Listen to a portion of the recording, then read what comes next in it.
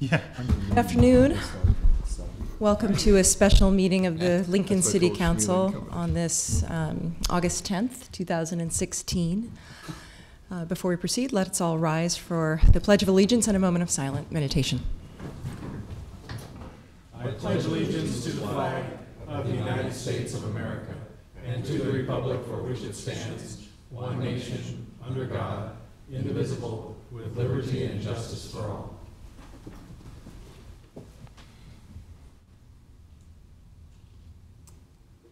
And I don't have a gavel, but we are You want me to go get mine? Yeah, right. A copy of the Open Meetings Act is posted in the back of the room. This is not technically a public hearing, but we are going to proceed in the typical fashion. Trent, I think, had a request. I just had a quick point of order question for Steve and Jeff. So the council had made tentative changes on July 25th, and I just wanted to have a quick point of order of where we're at in that process. Is the item in front of us right now the budget document that the mayor released and with our tentative changes? And do we need to move those changes to the budget at this meeting, or have they already been moved to our budget and we can proceed with normal business? As far as I'm concerned, they have been moved to your budget, those changes. In most recent history, we have not had the council re-vote on those changes that were made on a tentative basis, and we did publish those as part of our legal notice. They were published as part of the insert into the paper, and they're on our website. So I think that's where we're at right now, is that it's what the mayor recommended with changes council passed on 20. Right. So to review for folks watching, the mayor proposed his biennial budget on July 11th. The council made tentative changes to that budget several weeks ago. Today we are here to refine changes based on what we heard in the public hearing and other testimony, comments, emails that we've heard. Information we've learned since that time, and then the final adoption of the budget will take place on August 22nd. I would point out that we take what we get out of this meeting and we use that to prepare the final budget documents over the next week and a half and provide those to you shortly before your the meeting on the 22nd. And one thing that does take place outside of these meetings is we will receive our final valuations from the county assessor and incorporate those into that final document before the 22nd. Okay. One more question. Trent So, and John. apologize for interrupting there, but so now we have a budget that doesn't balance necessarily, because we would have, with the changes the council made on the 25th, we have $2 million extra in revenue that's just hanging out there right now because we haven't adjusted items 19 through 22 in the budget resolution. Yeah, that's one of the items in the text of the resolution that hasn't been addressed yet, and obviously I think you're prepared to deal with that. I am prepared to deal with that, so thank you. Okay.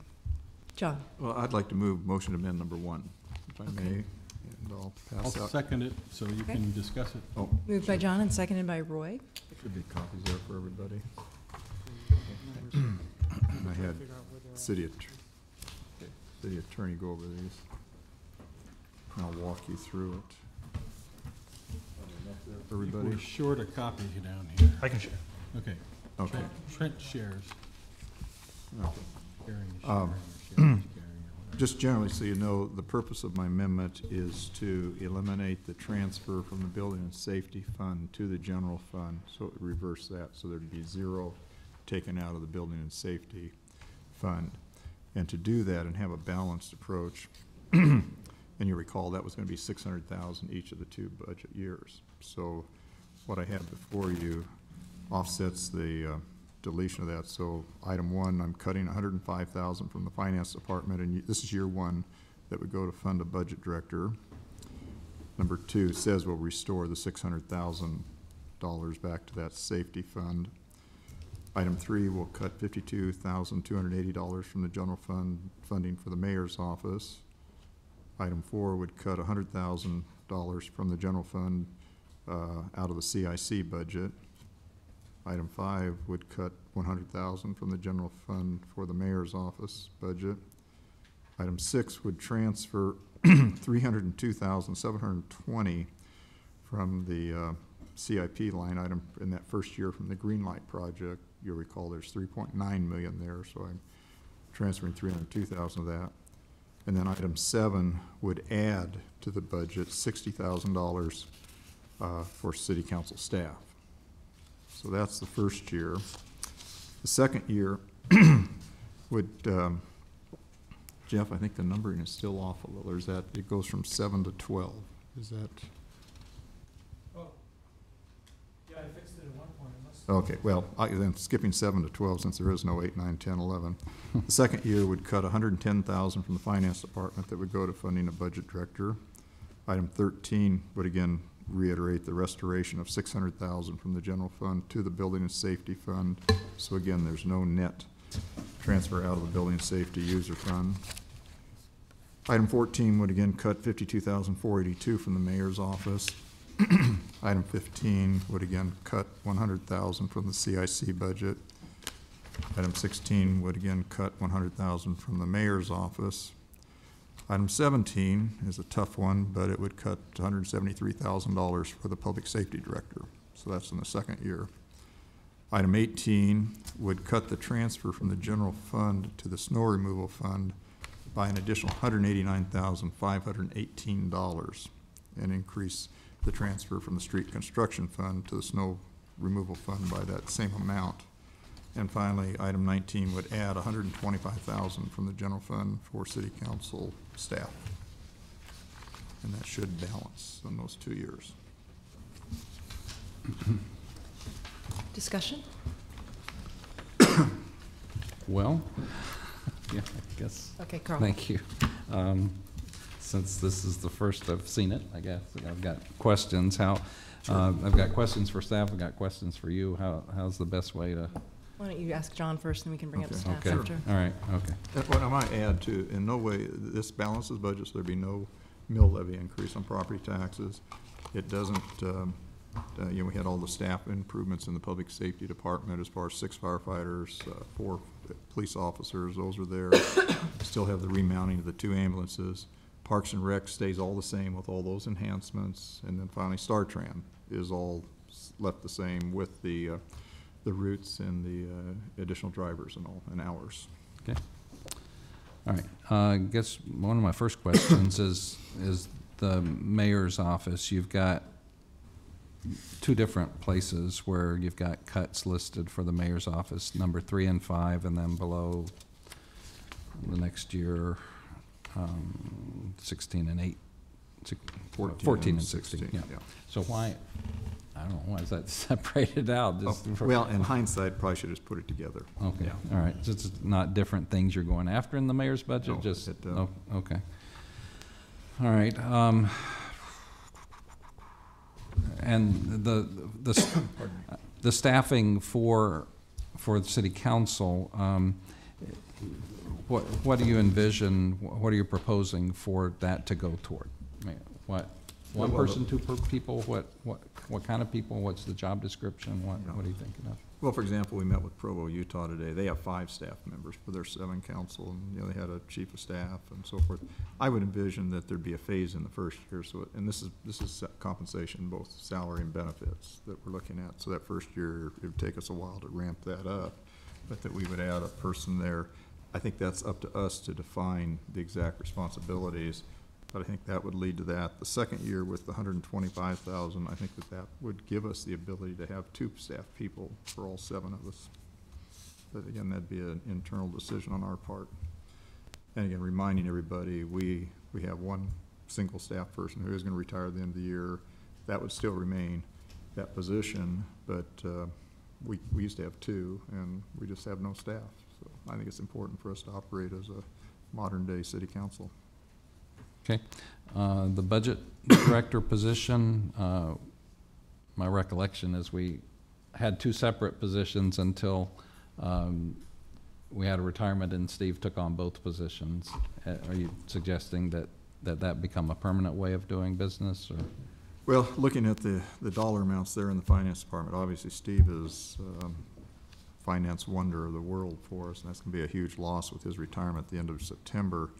But there's just quite a bit of funding there, and I think we just need to see a fine tuning in that department of that amount. So, John, are you saying that you're envisioning keeping that position the same as it is right now? It can stay the same, or again, there had been talk, as Carl said, of having two positions, going back to the finance director and the budget director. I think that's something that internally needs to be looked at, but I'm suggesting through this amendment that there be an economization of $105,000 that first year and $110,000 the second year. Okay.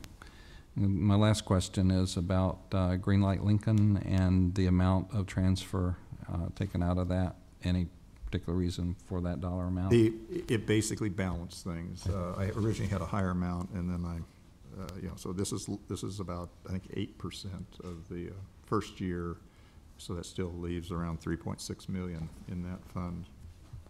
And for just the first year. You're not touching the second year? No, there's nothing on the Greenlight the second year.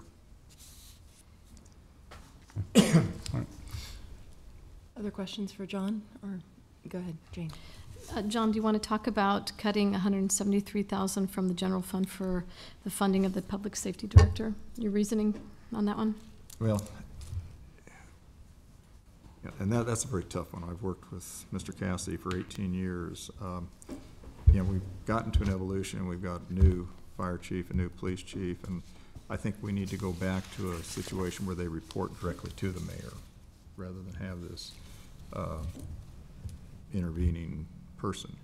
Now, if there's some way that internally that department can revise its staffing and make up that difference, I guess I'd leave it up to that, but I think we need to move along those lines. That's just gotten to be a significant expense. That's our #1 employee expense of the city. Were you aware that the city of Lincoln probably has the leanest management system in place compared to other municipalities our size? Well, I think that we can discuss that if you want and agree to disagree. Okay. Okay, Carl, you had asked for staff questions. If there are no more questions right now, John? Yeah, I guess probably it would be helpful. In fact, it would be helpful to hear from all of the impacted areas here. So, since the mayor's office is being impacted significantly, Rick, would you come and say, let us know how? Rick Hoppy, Mayor Byler, it's Chief of Staff. Thank you for the effort to talk with you just for a few minutes. So John's proposal, first year proposes 152 out of mayor's office, then 100 out of CIC, which I don't know if you'll address that as well. I'm going to let Diane address the $100,000 to CIC. What I can tell you about the mayor's office budget is that about 90% of our budget is personnel. This would lead to a reduction of at least 2 people. And I think the thing to keep in mind here is that we have very few programmatic elements in the mayor's office in which I can get into. The Stronger, Safer Neighborhoods program certainly comes out of that, but I would argue that that is very important to the health of our inner core neighborhoods. That position works very closely with the police department. A great example of some of the successes they had was working with landowners in affected areas, apartment owners in affected areas that had high numbers of police calls, and working with those property owners to help get those police calls down, to better police their properties, and that had an impact on police itself by not having to go out there quite as often. That program plays an important role, I think, in keeping neighborhoods vital and organized and providing the kind of support that I think allows us to have a high quality of life in our neighborhoods. But the part that would really concern me is we average about 9,500 citizen contacts a year in the mayor's office. About 7,000 of those are service follow-ups, Action Center on the internet. We get about 1,100 emails and about another 1,400 constituent interactions a year. The Ombudsman does 700 investigations based on some of the Title 6 and 80A complaints that she gets. Those aren't going to go away if you take the staff away. they'll just have to be poor service on part of the mayor's office, or we won't be able to respond to citizens in any way resembling a coordinated fashion. It's already difficult to keep up with, because I think it's important the council understand that while we have not cut staff during that time, we have absorbed other duties from other places. CIC lost a position a couple, 3 budgets ago that was essentially their administrative support position. My staff, my upfront staff, assumed all those duties, including the payroll. We also took on the task of answering the phone for the city at large after it was decided to no longer fund the city line that directed people to the various departments. That was a joint city-county number. And that resulted in another 30 phone calls a day that we hadn't had. And those are usually a 4 or 5 minute discussion. So we've added about 2 hours a day just in that. I'm just not sure how we can absorb a 15% reduction to our budget, which I think is worth pointing out. Council in this amendment or in previous amendments has not asked anywhere near that kind of cut from any other department of existing service. I am curious as to why the mayor's office was singled out for such a large percentage cut vis-a-vis everyone else in the city. It strikes me as odd that it was our department that is asked to take a 15% cut. Well, as I mentioned, our goal, my goal in looking at this is to see that the services to the city are there. And, you know, you've talked about the taking charge surveys and so forth. And so we're looking at bus service. We're looking at parks and rec, which are reinforced in public safety, and haven't touched any of those. So I didn't look at it as a percentage amount, but as you say, you've got over $1 million budget now. And, yeah, I didn't single out any positions. I'd leave it up to you, maybe reassign responsibilities or what have you. But I just think that's a lot Well, the programs you've mentioned, we play a role in providing those. We provide the oversight. We provide the policy direction. We're the folks that keep the ship moving in a direction and set that tone that allows the council, I think, to do the work and allows the city to move forward on the very issues you're talking about. But I've probably said enough about I appreciate your comments. Thank you. Mr. Eskridge, did I answer the questions you'd asked me to put forward? I believe you did. Thank you. Thanks. Okay.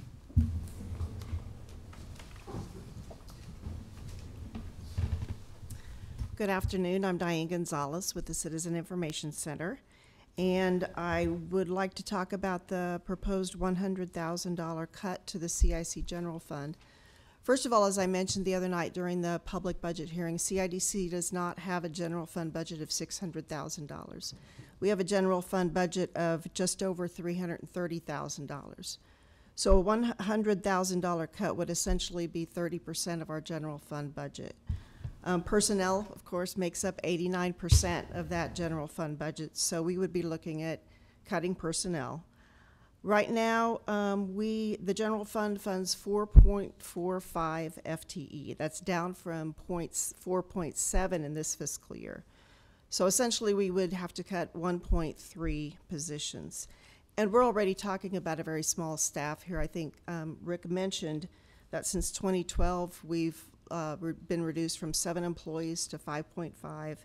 2 of those positions are partially funded through our revolving fund and also through the cable franchise fund.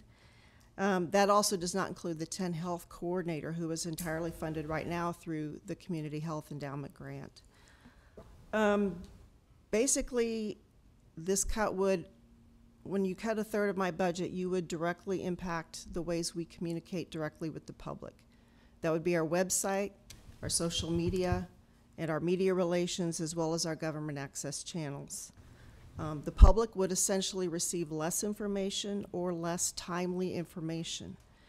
The need for public information is not decreasing, and it is not going to go away.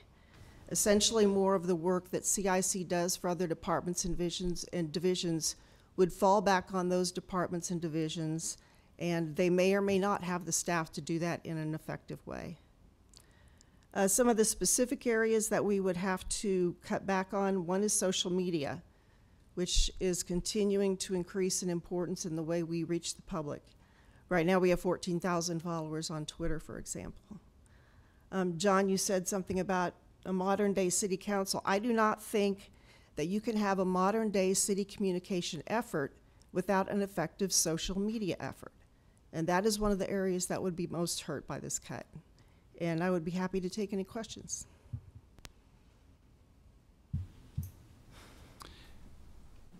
On my email today, I saw that I'm not going to travel down South 14th and Highway 2 for the next 3 days or nights. And was that from Public Works or was that from you? We have been resending the releases that we get from the Department of Roads about closures on Highway 2 Okay. because those affect such a significant part of the population. So we have a slightly different media list than the Department of Roads does, so we are resending those to folks to make sure that they are aware of those Highway 2 closures. Okay. Anything else? Jane? Now, Diane, can you talk a little bit about what is the percentage of time now being redirected to social media? Because as a business, we know that we've been hiring people to deal with social media because people want their information in so many different ways. It's almost like a shotgun approach. Some people like it in emails, some want a text message, some want to look at somebody's Twitter account. What percentage of your time are you redirecting towards that? We did add a position in the last biennium, a half-time position. It's actually a full-time position we share with Parks, and that person focuses mainly on social media. That would be one of the positions that would have to be cut. So right now it's about a half-time position. But it is very time-consuming, and we are certainly not doing everything we could do in that area. Okay. Thank Other you. questions? Thanks. We can go back up to the budget position. Steve, could you talk a little bit about your different hats and split personality and who does what? Well, as I said at our budget meeting with council, it's a little bit awkward for me to talk about my own situation here, but back in 2011, when Don Hers retired, I'd had about 30 years with the city, and that put me in a rather unique position to be able to try to do both those jobs. But prior to that, I'd worked for the city 30 years, and there'd been both a budget officer and a finance director during that time. So it was not a recent idea that there'd be two positions there. Other things that I think are important to consider are within the finance department. I can think of at least 3 very, very key people that'll probably be retiring in the next 1 to 3 years. I think it's important that the staffing of the finance department be beefed up a little bit there, and certainly this would be a step in that direction. I also think that the recruitment of the next finance director is going to be more difficult if you make them assume a job that in the same way I assumed it after being here 30 years, and the likelihood that that next person will not have any experience at the city of Lincoln. And then I'd say one more thing, and I think every director behind me probably backed me up on this, is that if departments are going to have this happen to them, that once a position is cut, it can never be restored. There's not much incentive for department to look for reorganizations or efficiencies, knowing that you've lost a position, an FTE, and it's gone forever. So I would certainly encourage you to keep the budget officer job in the budget. And obviously it's not going to make a personal difference to me, but I do want the department to function well in the future, and they'll do much better with 2 positions than 1 combined position, I think. Thank you.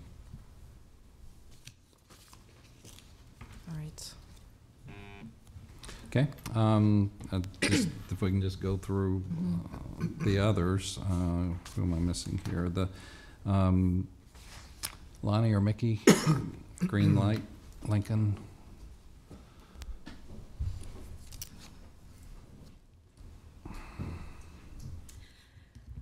Good afternoon, Mickey Esposito with Public Works and Utilities, and I have Lonnie Birkeland here, our traffic engineer, to talk about Greenlight Lincoln and the value of that program. But first, I do want to warn, as proposed, this is actually a fiscal impossibility. There is no general fund embedded in our CIP Streets program. So the 302 that's proposed to come out of the CIP is general fund. First of all, isn't in Greenlight, but we don't have general fund in the CIP Streets program anyway. Yeah. Well, I think in that regard, it would be a shift from, it's the first year funding of the CIP, so it's got to be funded, and so it would be maybe a two-step transfer, but it would reduce the funding of the CIP, and then that money would then go to the general fund. I'm not understanding the I mean, mechanics of what you're proposing. How are you funding the Greenlight? And I'm trying to get the element. No, we don't Someone's got to have. push a button over on this side. Okay. There you go. There he goes. Hey. So what you will see here is designated transportation funding in the CIP for Greenlight. And Greenlight, in addition to our traffic optimization and management program, the maintenance of our existing system is all funded with transportation dollars. Well, what I would ask is that within the general fund dollars you have, or within the department, it'll be that much less that you spend, and then that concurrently is transferred to the general fund. Okay, If you don't spend the 3.9 million, that leaves this $300,000 amount, and to make the appropriate transfer. okay, John, but are you saying that's similar to how we're handling the snow transfer? Yeah, I guess that'd be a good example. except that our snow budget is out of our operating budget and not our CIP. So the mechanics of your legislation, it's an impossibility. And so you have to clarify. You can't remove general fund from the CIP that doesn't exist there. Steve, can you help me on this? I don't-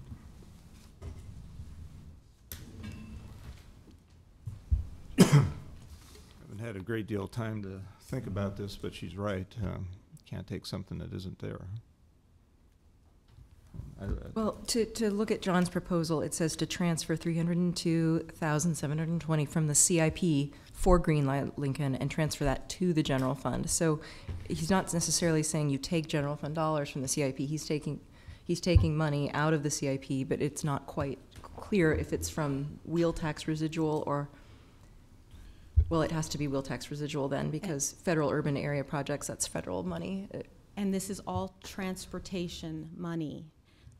In the CIP, it's transportation earmarked. It's You segregated. cannot take transportation funding and turn it into general fund. Okay, well, you could And apply, So go ahead, I'm sorry. But if you have a point of clarification on what you mean by the legislation, we just need to know that. Well, with other programs, so if I'm saying you'd spend this amount less on Greenlight, and that would free up whatever category you want to look at of the revenue sources here, and then that could be supplanted, you're not spending it, number one, so elsewhere in the Public Works budget, find a category with general funds, and so you could apply those dollars to that and free up the amount for general And funds. so you're not designating that in the legislation? You're not designating that second maneuver in the legislation? You're just It sounds like, we're gonna have to clarify that, Right. I think, in an We need adjustment some there. clarification.